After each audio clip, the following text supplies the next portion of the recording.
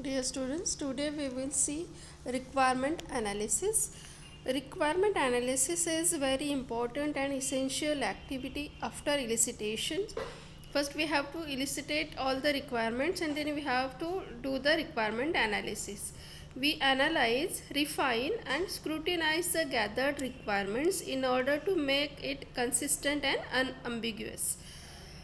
This activity reviews all the requirements and may provide a graphical view of the entire system. So after completion of the analysis, it is expected that the system is well understood by the user as well as by the developer. And here we may also interact with the customer.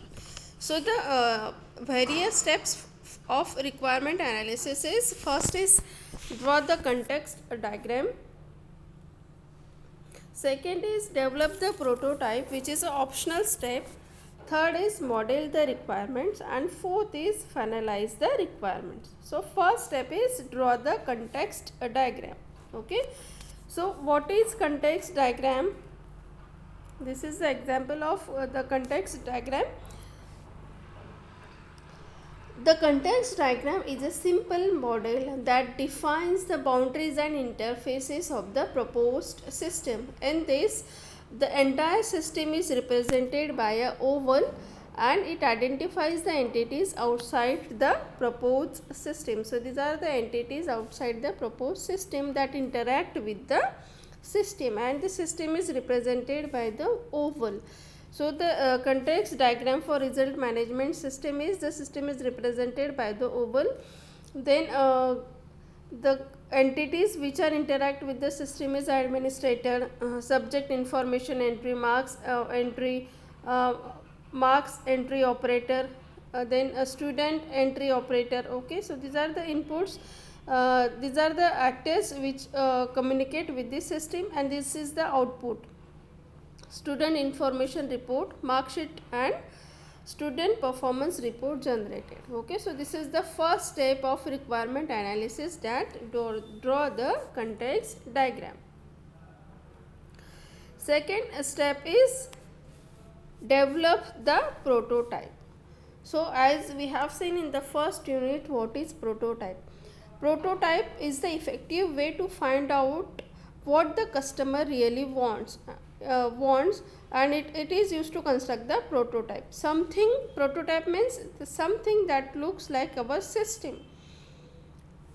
We can use, after developing the prototype, we can give that prototype to the customer, okay, for review, and the customer will continuously give us feedback, and according to the feedback we can modify our prototype till our customer is satisfied. Okay, when developers and users are not certain about some of the requirements, then a prototype may help both the parties. These prototypes can be built quickly and at a relatively low cost, and it is having some limitations, and it would not be acceptable as a final product because it is built according to the initial requirements of the customer. Okay, then the next step is model the requirements. So here we have to represent our system graphically. This process usually consists of various graphical representation of the functions, data entities, external entities and relationship between that entities. Okay, so this graphical view may help to find the incorrect, inconsistent and missing requirements. So model the requirement may include data flow diagrams, entity relationship diagram, data dictionaries and state transition diagrams. Okay. Then the last step is finalize the requirements. So after modeling the requirement, we will have better understanding of our system.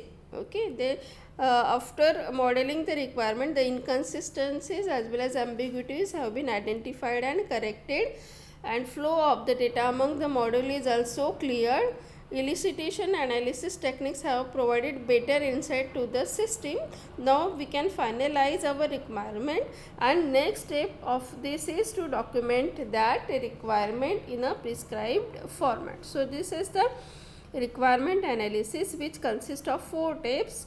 4 steps: draw the context diagram, develop the prototype, third model the requirement, and fourth is finalize the requirements. Okay, thank you.